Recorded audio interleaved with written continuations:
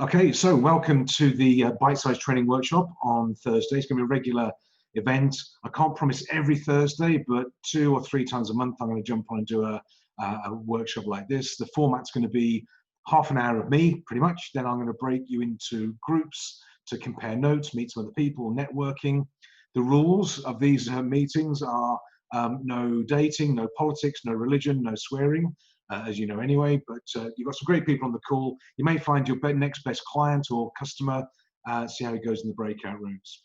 So 10 rules for getting more done and having weekends off. It's the subject of a book that I wrote some time ago. We did some work for BNY Mellon up in Luxembourg, and they challenged me to write a book on time management and then go and deliver a workshop for them, which I did. So what I'll do after this, I'll send you a copy of the recording of the content. I'll send you a copy of an ebook of the time that people forgot, the book, and a copy of the slides as well, so you've got that for reference. So number one, so 10 rules. Number one, first rule is the law of management. And the rule here really is that you can't manage time. Time is just ticking along, it's constant, it's consistent, it's arguably infinite if you like, but people make a mistake of going on a time management course when you can't really manage time. All you can do is manage yourself. I can just manage myself with the time that I've got. And it's one of those things that the number one excuse I find for people in business or life or otherwise is they always say to me, I don't have the time.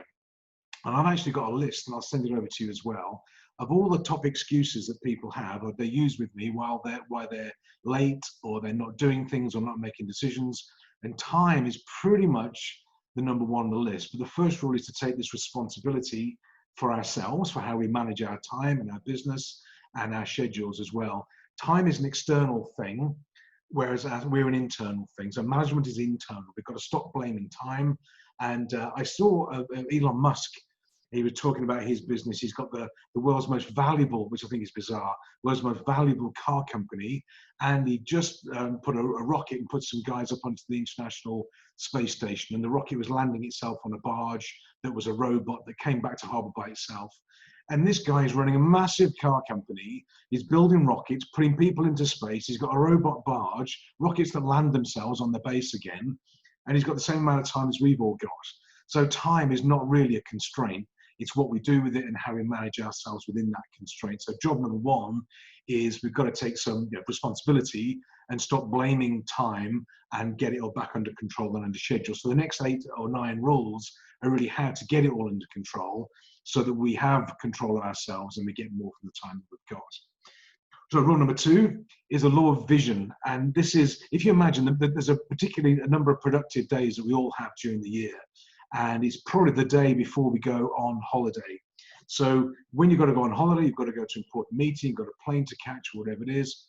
I guarantee that Friday is probably the most productive day that you've got. You just get stuff done. You delegate it, you delete it, you finish it, you wrap it up, you get it done, you send it, and you get a week's work done in about 2 or 3 hours.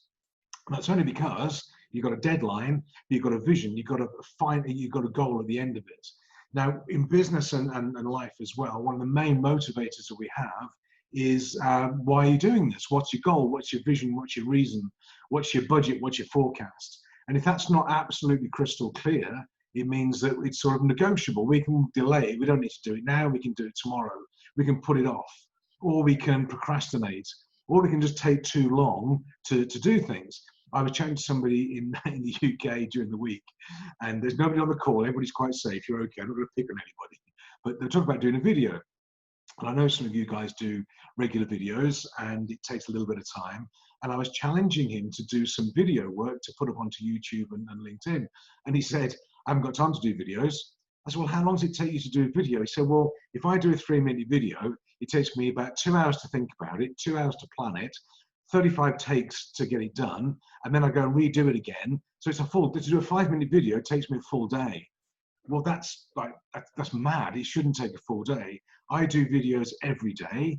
I do it in one hit, one strike, 4 or 5 minutes, up, downloaded, up on LinkedIn. I can do the whole thing within about 40 minutes, and that's my morning started off.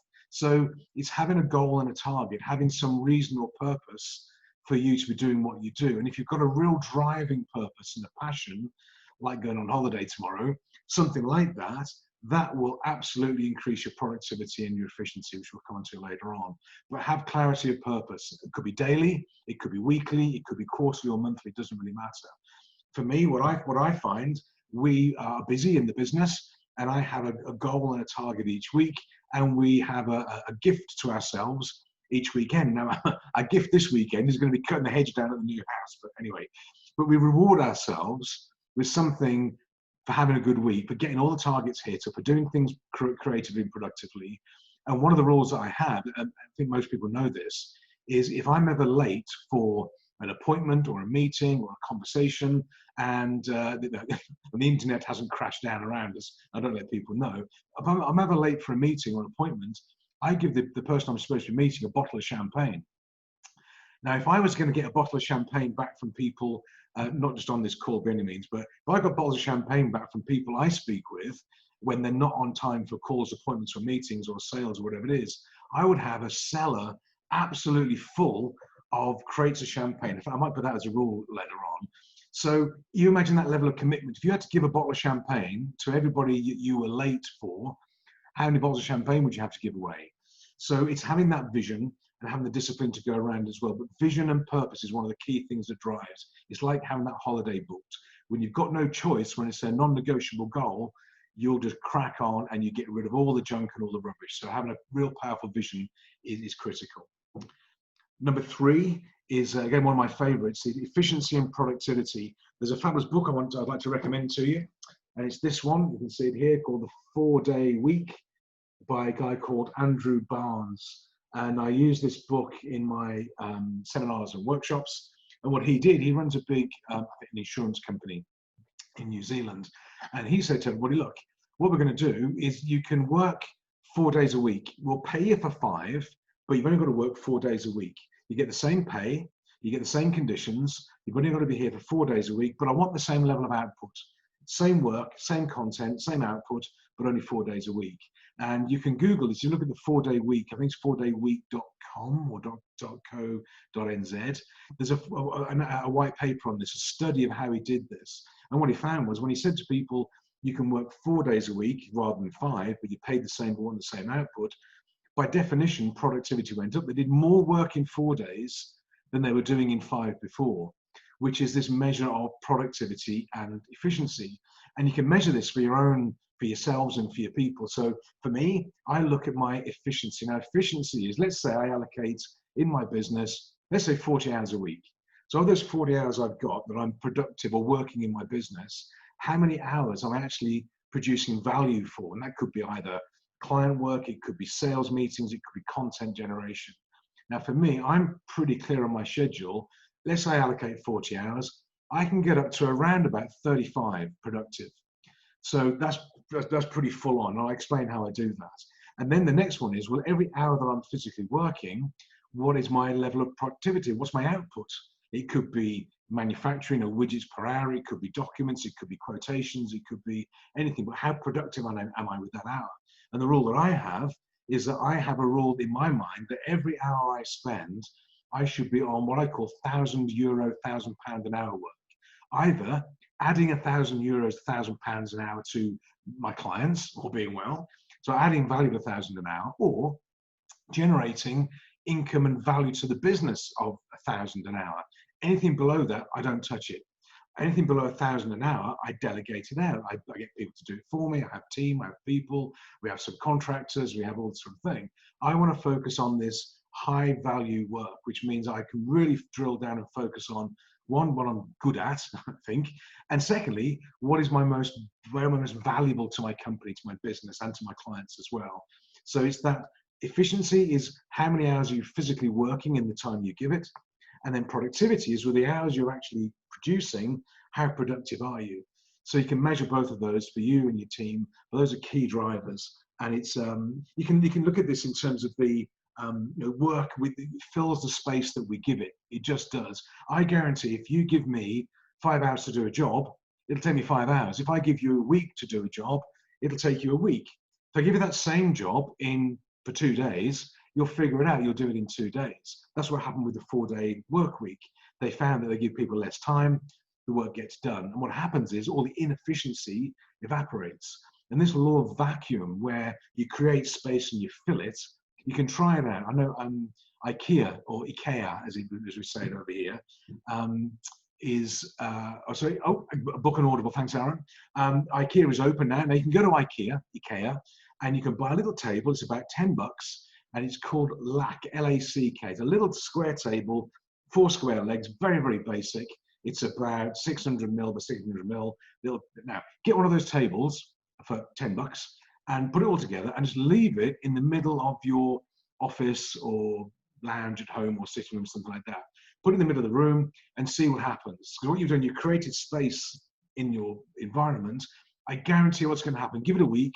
That table will be full of magazines and books and keys and plates and cups and dog leads and junk and stuff that we have no idea where it was before, but magnetically it gets attracted towards this table because we give it space. So what we have to do in work, in productivity, is don't give it space. Give it less space and you'll find a way of making it more productive. That's one way you can get really quick, is give yourself less time. So efficiency and productivity, really, really important. And that book is it's a cracking book. Circadian Rhythms. This was another book recommendation. I think you can buy this, but I'm not sure if you really want to. This is a book that I actually wrote. This is my MBA studies. I was at Heathrow Gatwick and Stansted Airport. And what we had to do was match our labour availability, i.e. all the people working on the ramp, in the trucks and the bowsers and the cleaners, match our labour availability with the aircraft availability, i.e. when the aircraft lands, we meet it, and then we meet it, we clean it, we service it, we change the fluids, all this sort of thing. We had to match our labour to the aircraft. And what we found was that the best shift patterns, we had about 450 people, the shift patterns to achieve that, which is quite a complex roster system, some people had to work nights. Some people did a 4-on, 4-off pattern. Some did 5-on, 3-off, 4-on, 2-off, part-time, full-time, rotating shifts. And so we structured it all around. But then what we found was that some people, they do well in the morning. Some people are good in the mornings, and you probably recognize this. I'm not a morning person. Lynn will not speak to me before about 10 o'clock and 2 coffees. So I'm not particularly a morning person. I'm more of an evening person. I can go late into the night and I'm good. We have owls and we have larks, and we just need to understand your patterns. What is your rhythm, your circadian rhythm, your sleep pattern? Are you getting enough sleep? Some people say they can get by on 2 and 3 hours sleep a night. No, you can't. You've got to have deep sleep, at least 5 hours of REM sleep. That's the way that it has to work for you. REM sleep is rapid eye movement. You can tell when somebody's asleep, their eyes are moving under their eyelids. You have to have REM sleep. And if you're working shifts, for example, sleeping during the day and working at night, you don't get quality of sleep. So you've got to watch out for your work pattern. Are you a morning person? Are you an evening person? When do you do your best work? When do you feel more productive? And fit your work around that. That's why I think one of the things that's come out of this COVID-19 situation, with maybe more flexibility of working, is people can choose their own work styles, their own work patterns now, but put the work into your circadian rhythm. And you know if you're a morning person or an evening person, and if you are, adjust your time around it, but you've got to get sleep. Sleep is a key driver. We did some analysis. If people don't get sleep after 2 nights of sleep deprivation, we didn't try this because this isn't a test that was done, it's the equivalent of drinking, I think it was 8 pints of beer in terms of your cognitive ability in driving vehicles. So you've got a tired person driving a truck around the airport, it's the same thing as if they've been drinking. So we had to be real careful of tiredness and cognitive ability. So if you're feeling your performance is down, check on your sleep patterns. It's absolutely critical. Don't drink, I say don't drink, you can drink. Don't drink coffee before you go to bed. It's crazy. And don't drink wine for breakfast either. That's a separate conversation. But what happens is we tend to drink coffee in the morning to wake up and alcohol at night to slow down. And that becomes a pattern for us. And that means our sleep quality is not good. So we're waking up with caffeine and we're going to sleep with alcohol. It becomes a cycle, and the quality of sleep in between is not good. So cut out alcohol and cut out coffee, and certainly in the evenings. Morning coffee, maybe you're okay, but cut it out. Uptake, get your fluid uptake up. I don't drink alcohol during the week, only on Friday, Saturday. For that reason, I need to be on best performance. This is as good as it gets, believe it or not. Was the wine good? Just the no, it wasn't just for the French in the room, Gareth. Thank you very much. I think you get me into trouble for that. But watch out for your sleep patterns. Coffee, alcohol, keep your fluid intake up, which is water, and it will really help. Number 5, knowledge. Learn how to do things better. I was doing a presentation, putting a slideshow together, and I was doing the copy paste for some of the images and this type of thing. And John walked in. He said, "That's just Control V." I said, "What's this? What are you talking about? Control V?" He said, "Look," and he went tick, tick, tick, and he was copy pasting without using the mouse. He was just going amazing, much quicker. And it was like, wow, amazing. Now, if I'd have learned that trick, that would have saved me hours on my presentations. So you've got to look at knowledge. You're looking at how can you, not just around going on training like this, but how to do your job better, how to train people, how to delegate, how to use technology, how to leverage, how to use things that will make you more productive and more efficient. There's so many apps out there that I think the alcohol conversation's kicked off now. I can see it on the screen, great, good. But learn about these new techniques, new opportunities to do things better and do them quicker. You've got to work on yourself more than you work on your job, because if time is external, time management is internal, the only way you're going to do it is learn some new tricks and techniques to help you move through that. So knowledge is critical, and being on this, and I'm glad you guys made it. Some of the excuses I had from people, they said, literally, you wouldn't believe it. They said, "I can't make the time management course because I haven't got the time for it." It's like, that's exactly why you should be on it, you idiot. Anyway, so you're here, that's all good. So number 6, law of peak condition. And I used to work with a guy back in the old days in logistics and transport. His name was Howard. I can't remember his surname. He was the financial director. And anybody used to say to Howard, "Hi, how you doing? How are you?" He would always say, "I'm in the very peak of physical condition." And it's like, wow, he wasn't. But anyway, that's he thought he was. But if you want to get more done, you've got to stay fit. You've got to stay healthy. You've got to stay on top of your game. And that comes down to sleep, but also diet. It comes down to fitness. It comes down to energy. It comes down to looking after your health and well-being. So you can't be productive and efficient if you are eating carbohydrates. I mean, during COVID-19, somebody said to me, "What have we done during the COVID shutdown?" Well, I've been eating bread and potatoes and drinking beer mostly. But anyway, you can't do it. You can't be productive and effective and efficient if your diet's not up to scratch. You're not looking after yourself. You're not keeping fit. It doesn't mean you've got to be able to run marathons every day. But you've got to look after yourself, get yourself in peak condition, because that allows you to think with more clarity, be more objective, stop procrastinating, be more decisive, have a goal and have a vision, and get yourself in this peak condition. So, whatever your exercise is, whether it's walking the dogs, going to the gym, swimming, whatever it is, have a regime around that, fit it in. One of the things that people drop out of their personal regime, I guarantee it, is health and well-being and fitness. They don't do enough of it, and we probably all don't do enough of it. One of the guys over in the UK, client friend of mine, Craig Smith, he runs a martial arts academy. On lockdown, he's been doing 7 o'clock rowing classes. He's been rowing tens of kilometers on a rowing machine with his colleagues. Then he does kettlebell weight shifting. Now he's got himself into the British team. He's doing weights, he's doing karate. Like, wow, he makes me tired just looking at him. So he's got a high structured regime. But this goes into your time management, is time for yourself, time for maybe meditation, maybe thinking or planning. But you've got to be in top peak condition to get the very best out of all the work that you do. You are your own product. We're all our own products. And I need to get back into it after this lockdown, but still. Number 7, planning. I have a structure that I use around planning for ourselves and for the business that I recommend and suggest. So we have a 5-year vision for the business. That's a rolling 5-year vision. We have then a 3-year objective. Where do we need to be in 3 years? We then have a 12-month target or budget, so we know what we're shooting for the 12 months. Then we work on 90-day sprints, 90-day plans. And within that, as a lot of you know, I have a default diary, a default calendar. So every week, I plan just 3 days out of 5 of my time. 3 days out of 5 is planned and it's fixed. Most weeks it's the same. I plan my time and structure it. But without that, my time will be all over the place. If you imagine, I mean, we can all be busy. I could be the busiest person in the world. We have clients in different time zones, different language zones, for example. I've got presentations to put together, lots of stuff going on. If I don't plan and structure it, I guarantee I'd miss things. I wouldn't be as productive as I could be. I'd miss this €1,000, £1,000 an hour type work. So you've got to have a plan, got to have a structure. I'll send over the default diary, default calendar template that I use. I hate it. I absolutely hate it. I want to be more freewheeling and more creative, but I'm accountable to Lynn for this. So she's got access to my calendar, as you know, and she will plan my diary. And she'll ping me a message sometimes. You say, your diary's changed, what are you doing? Oh, something's moved.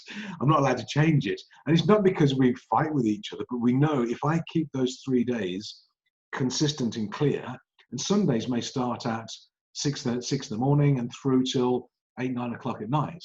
If I'm speaking to the US doing a conference over there or webinar, it'll be 8, 9 o'clock at night. So I've got to get it all structured around. So having a structure and having a plan. So it goes from the vision, the long-term vision we spoke about on slide number 2, I think it was, all the way through to a 90-day plan, monthly goals and targets, and then your weekly, daily default diary, default calendar. And I share my calendar with my team so they can all see it. And oh, Bevan's coming back in again. That's absolutely fine. So messages are popping up. But I recommend you have it, and I'll send over the template for you as well. Number 8. This is called the Eisenhower Matrix. And it is from Eisenhower, the president, the US president. And this is how you categorize the work that you do. There's work that we do is urgent and important, or not urgent and not important. So the first quadrant is urgent and important. So this will qualify as being a client phones you, or client work, you're doing a proposal, a meeting, or maybe working with a team. You've got to do it. It's urgent, it's needed now, and it is really important. So you've got to do that first. That takes priority. And regularly, I'm joking aside, if somebody's late for a call or late onto a conversation with me, for example, the only excuse or reason that we sort of accept between us is, I was on the phone call to a client. I was doing this, client called, I was on them, I couldn't wrap it up. I'm sorry, I'm 5 minutes late. Absolutely get it. It's absolutely fine. That's the one excuse that is okay. Everything else doesn't count. But urgent and important, we do first. Now, you're going to have things that are not urgent, but are equally important. And this could be planning, strategy, training, thinking, doing budgets and forecasts, looking at systems, evaluating purchasing decisions, looking at supply chain, managing suppliers, looking ahead, working with your team. So it's not urgent because it doesn't shout very loud, but it is really, really important. Now, the challenge for most people is they spend 90% of their time on urgent and important, because the stuff that wasn't urgent last week, it is now, and it just catches up all the time. And that urgent work takes over, just takes over everything. Stefan, I've rumbled you. You're not going to just get away with having it every time. Anyway, got it, good. So what we have to do is we want to spend 60-70% of our time on not urgent, but important. Planning, strategizing, building products and services, and that allows us to do the rest of our time on the urgent stuff. The phone's going to ring.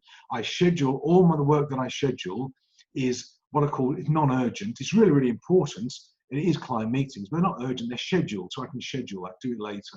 But don't get caught up in the urgent and important quadrant. It's really debilitating. Now, we also have things that are urgent, but not important, or not important to you. And I see this a lot, and there's a couple of people on the call this might recognize, they might resonate with, where we're sat in a meeting and somebody will say something. It'll be, we need to look at the coffee in the coffee machine, and the CEO will go, I'll have a look at that. I'll sort the coffee out for the coffee machine. You go, what? Now, it's not to the CEO. It's not important, and it's not urgent to the CEO. Why would the CEO go and evaluate the different flavors of coffee we can get from the machine? Give it to somebody else. It's not critical to the business. It's not 1,000 euros an hour, not £1,000 an hour. Just delegate it. Yeah, go and give me 3 options on the coffee. Great, let them get on with it, get away with it. But this urgent, it's urgent in some people's minds. There's panic about something, getting the accounts done. Oh, I'll get the accounts done. No, your accountant does that. Get the accountants to get the accounts done for you. Leverage it out, delegate it, get it done. So it is urgent, but it's not important to you. Maybe important to the business, but delegate it. Let other people do it. Don't get involved. It'll drag you down. And the final one then is, it's not urgent and it's not important. I used to have a client in the UK some years ago now, and he was an accountant. And I love accountants, as Aaron knows. And we used to meet in his offices in Birmingham back in the day before we had Skype and this sort of thing. And I'd sit there in his office, and he had a laptop. And while I'm talking to him, I could hear he was tapping away on his laptop. He was doing something on his laptop. And I could never figure out what it was. So one meeting, I just stood and walked around and looked at his screen. He was playing solitaire, you know, the card game on his screen, while he's talking to me. And anyway, I said, how many hours a week are you playing solitaire? He went, oh, not very much. Anyway, what apparently the IT guys on the call will know about this. You can look at a computer and you can find out how long app has been active or used for. So in a week, how many hours do you think he was on the app for? It was about like 20 hours. It was just constant on this app. And what was his number one excuse in his business for sales, marketing, learning, team building, strategy and tactics, all this sort of thing? His number one excuse was, I'm too busy. I don't have time. Yeah, because you're doing not urgent, not important work. So we banned him. We took all the games off his computers. I told his wife about it. I told his kids about it. I said, if anybody finds him playing a game on his computer or his phone, whatever it is, you tell me I'm going to fine him €100, £100 back then. So get rid of this not urgent, not important stuff. It's called Facebook. Get off it. Anyway, there we go. Number 9, discipline. When you have a system and a method, you've got to be consistent with it. You've got to follow through with it. I was with another guy over in the UK who's not on the call this afternoon, and he did a course, went on a little course about how to look at some of his marketing. One of his marketing guys running the course for it.